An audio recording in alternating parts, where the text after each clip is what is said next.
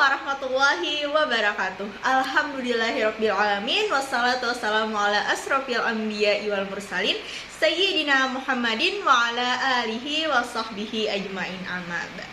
Alhamdulillahirrabbilalamin. Kita hari ini kembali lagi nih melaksanakan pembelajaran bersama Ibu Sarah. Nah, sebelum kita memulai pembelajaran, marilah sama-sama kita berdoa terlebih dahulu. Sebelumnya, Ibu ingin menanyakan kabar kalian pada hari ini. Apakah kalian semua baik? Alhamdulillah baik. Oke, selanjutnya Ibu akan mengabsen kalian. Coba kalian lihat atau tengok kiri, kanan, depan, belakang. Apakah ada teman kalian yang tidak berhadir? Alhamdulillah semuanya berhadir ya. Oke, baik. Selanjutnya, apakah dari kalian nih ada yang tahu hari ini kita nih membahas apa ya? Belum tahu ya? Oke, baik. Kita hari ini membahas mengenai tentang Khalifah Abu Bakar Asy-Syiddiq. Apakah sebelumnya kalian pernah mendengar siapa itu Khalifah Abu Bakar Asy-Syiddiq? Oke, baik. Pada kesempatan kali ini kita akan mengenal sosok yang sangat istimewa dalam sejarah kebudayaan Islam, yaitu Khalifah Abu Bakar Asy-Syiddiq. Beliau adalah seorang sahabat Rasulullah Shallallahu Alaihi Wasallam yang sangat dihormati dan juga menjadi khalifah pertama setelah wafatnya Nabi Muhammad Shallallahu Alaihi Wasallam. Mari kita belajar dari keteladanan beliau untuk menjadi pribadi yang baik dan menghormati nilai-nilai tersebut. Dengan mempelajari keteladanan Abu Bakar Asy-Syiddiq, Ibu berharap kita dapat mengaplikasikan nilai-nilai tersebut dalam kehidupan sehari-hari kita. Kita diharapkan dapat menjadi pribadi yang lebih baik, berbakti kepada agama dan masyarakat, serta kita dapat berkontribusi positif dalam lingkungan kita. Setelah ini, Ibu akan menayangkan sebuah video mengenai Khalifah Abu Bakar Asy-Syiddiq. Silahkan kalian simak video tersebut.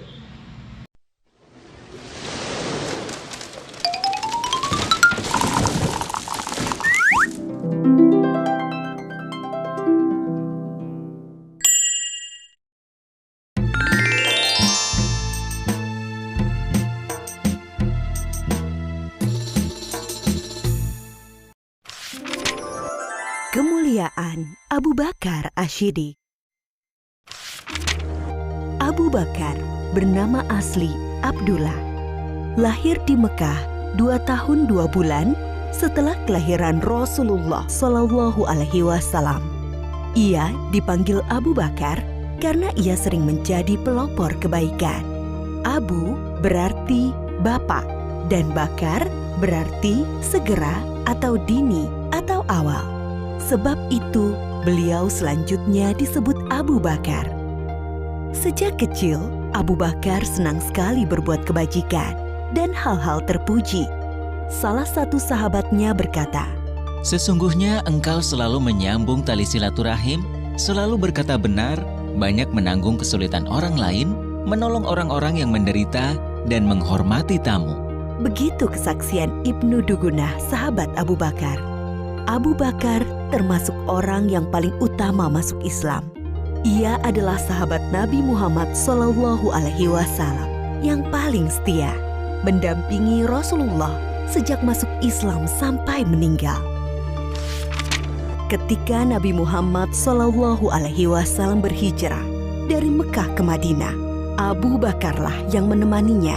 Pada saat itu, Kamis 27 Safar tahun ke-14 kenabian, waktu tengah hari, Rasulullah Shallallahu Alaihi Wasallam mendatangi Abu Bakar di rumahnya. Abu Bakar berkata, "Demi Allah, beliau tidak akan kemari pada saat begini, kecuali ada urusan penting." Beliau mengabarkan kepada Abu Bakar bahwa Allah Subhanahu wa Ta'ala telah mengizinkannya untuk hijrah ke Madinah. Setelah memastikan rencana hijrah, Rasulullah Shallallahu Alaihi Wasallam pulang ke rumah sambil menunggu waktu malam tiba. Pada hari yang sama, para tokoh kafir Quraisy sedang mengepung rumah Rasulullah Shallallahu Alaihi Wasallam. Mereka berniat akan membunuhnya. Setelah lewat tengah malam, mereka meyakini inilah cara terakhir untuk menghentikan Rasulullah berdakwah kepada Islam.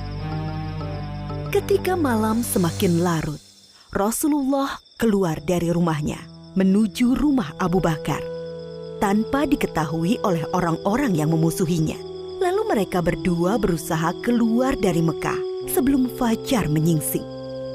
Mereka justru menuju ke arah Yaman, arah selatan Mekah, tidak langsung menuju ke Madinah.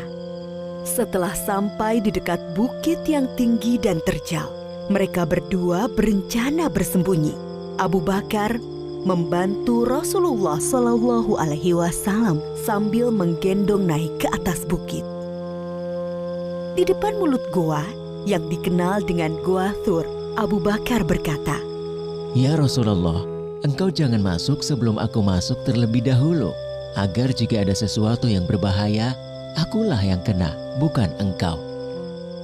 Abu Bakar masuk dan membersihkan goa. Ia memeriksa dinding-dinding goa. Lalu Abu Bakar menyobek kain yang dipakainya untuk menyumbat lubang-lubang yang ada di dinding goa. Setelah itu ia berkata, Silahkan masuk ya Rasulullah. Rasulullah masuk ke dalam goa, lalu menyandarkan kepalanya ke sebuah batu dan memejamkan mata. Abu Bakar menjaganya. Tiba-tiba kaki Abu Bakar disengat oleh binatang berbisa dari balik lubang yang disumbatnya. Ia berusaha tidak bergerak sambil menahan rasa sakitnya karena khawatir akan membangunkan Rasulullah. Namun rasa nyeri yang sangat membuat air mata Abu Bakar menetes dan mengenai wajah Rasulullah Shallallahu Alaihi Wasallam. Rasulullah terbangun dan bertanya, "Apa yang terjadi, wahai Abu Bakar?" Aku disengat binatang berbisa, wahai Rasulullah. Lalu Rasulullah meludahi luka Abu Bakar dan rasa nyeri hilang seketika. Abu Bakar mendampingi Rasulullah Shallallahu Alaihi Wasallam dalam hijrah ke Madinah selama 10 hari, 3 hari di Gua Sur dan 7 hari di perjalanan ke Yatsrib, Madinah. Sampai mereka tiba di Madinah dengan selamat pada hari Senin 8 Rabiul Awal tahun 14 kenabian. Abu Bakar seorang yang pemberani. Ali bin Abi Thalib berkata, Ketika perang Badar, kami mendirikan tenda untuk Rasulullah Shallallahu Alaihi Wasallam. Lalu kami bertanya, siapa yang bersedia mendampingi Rasulullah Shallallahu Alaihi Wasallam agar tidak ada musuh yang bisa mendekatinya? Demi Allah, tak satu pun dari kami yang maju selain Abu Bakar. Abu Bakar juga seorang yang sangat dermawan. Putri Abu Bakar, Aisyah menceritakan, ketika masuk Islam, Abu Bakar memiliki 40.000 dinar keping emas. Ia menginfakkan seluruh hartanya itu kepada Rasulullah Shallallahu Alaihi Wasallam.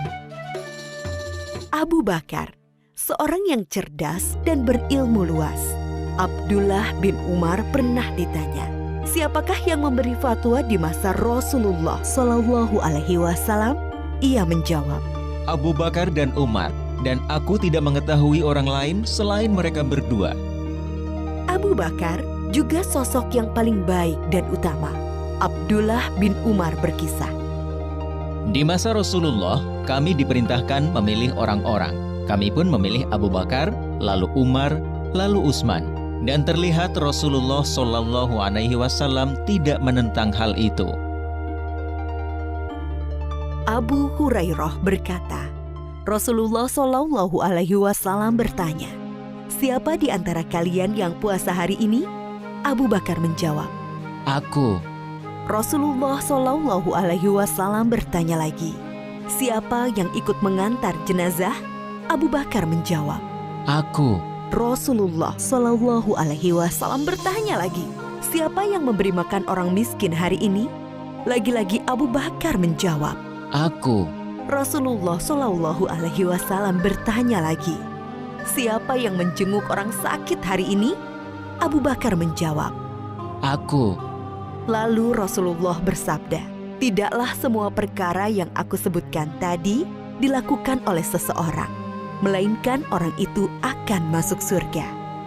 Ketika Rasulullah Shallallahu Alaihi Wasallam jatuh sakit, kemudian sakitnya semakin parah, beliau bersabda, suruhlah Abu Bakar untuk menjadi imam sholat. Sebagian ulama sahabat memahami bahwa perintah ini adalah petunjuk Nabi Muhammad SAW bahwa Abu Bakar adalah sahabat yang paling utama.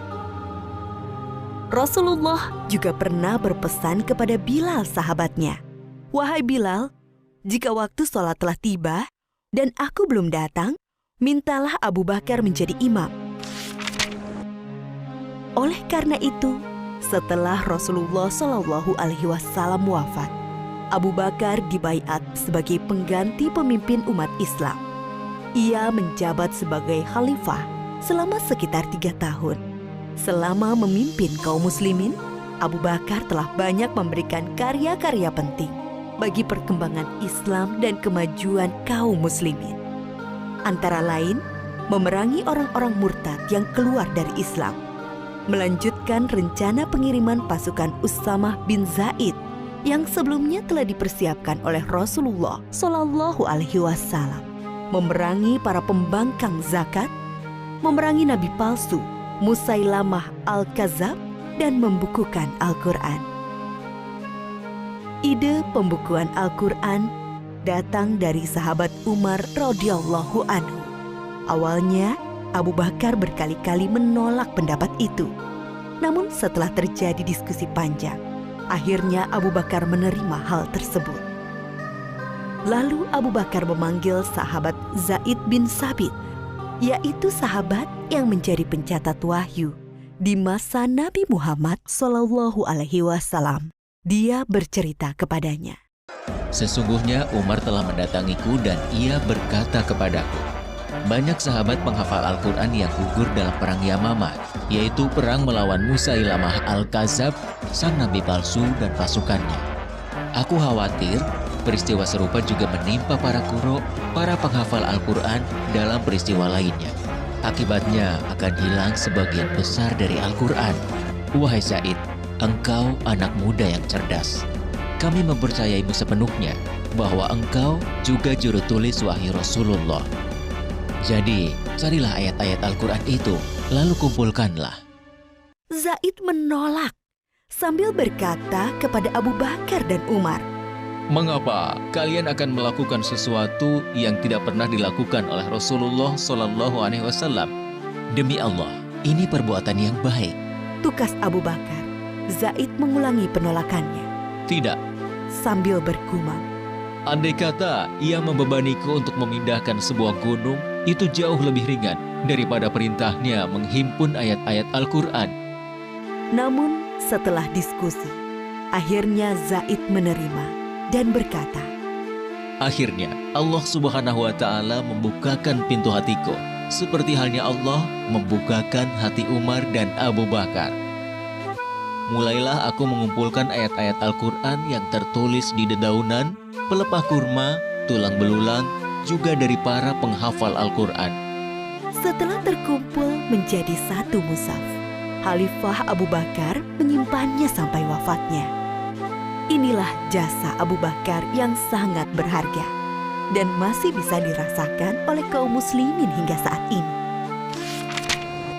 Pada hari-hari terakhirnya, Abu Bakar sakit demam sekitar 15 hari. Beliau pun masih berpikir untuk kebaikan Islam dan kaum muslimin.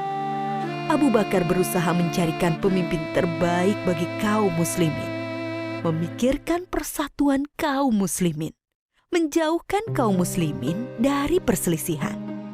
Ia memanggil beberapa sahabat senior untuk dimintai pendapat tentang Umar.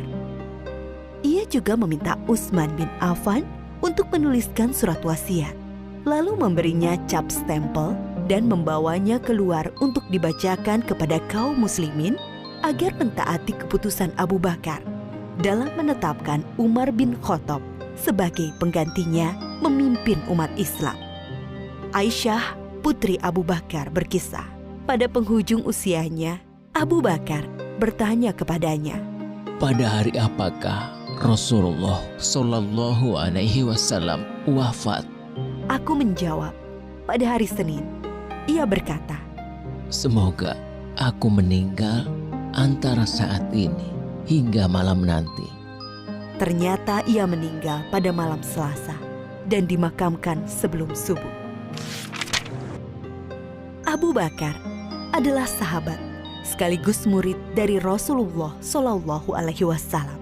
Ia mencontohkan bagaimana seharusnya sikap seseorang kepada sahabatnya dan murid kepada gurunya, yaitu rela menemani dalam suka dan duka, siap membantu dan menolong dengan harta, tenaga, waktu, bahkan jiwa, dan selalu berusaha menghormati, memuliakan, dan melindungi kehormatannya. Seseorang akan selalu dikenang baik jika ia telah berkarya untuk kebaikan umat manusia. Dan sebaliknya, ia akan dikenang buruk jika ia berlaku jahat bagi manusia. Oleh karena itu, hendaklah kita beramal baik sebanyak-banyaknya. Kebaikan untuk Islam dan kaum muslimin atas dasar iman kepada Allah akan menjadi jariah. Pahalanya terus mengalir meski seseorang telah meninggal dunia.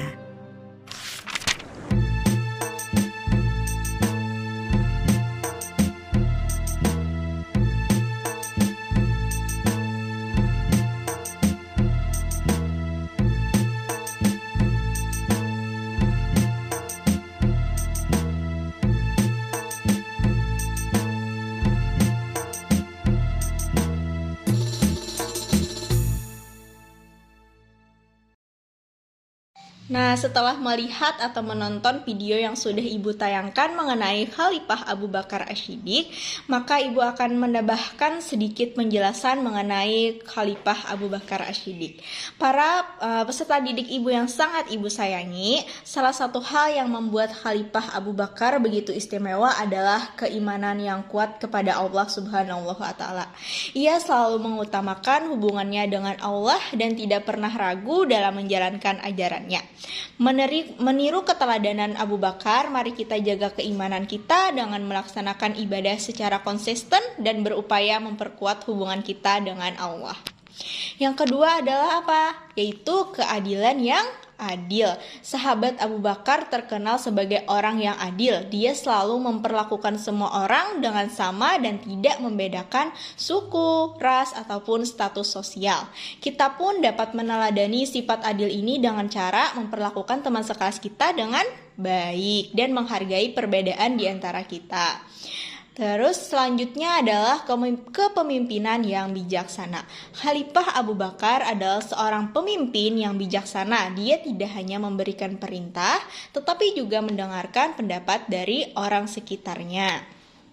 Pemimpin yang baik, yaitu kita belajar dari Khalifah Abu Bakar Ash-Shiddiq untuk menjadi pendengar yang baik, menghormati pendapat orang lain, dan membuat keputusan yang adil berdasarkan pertimbangan yang matang.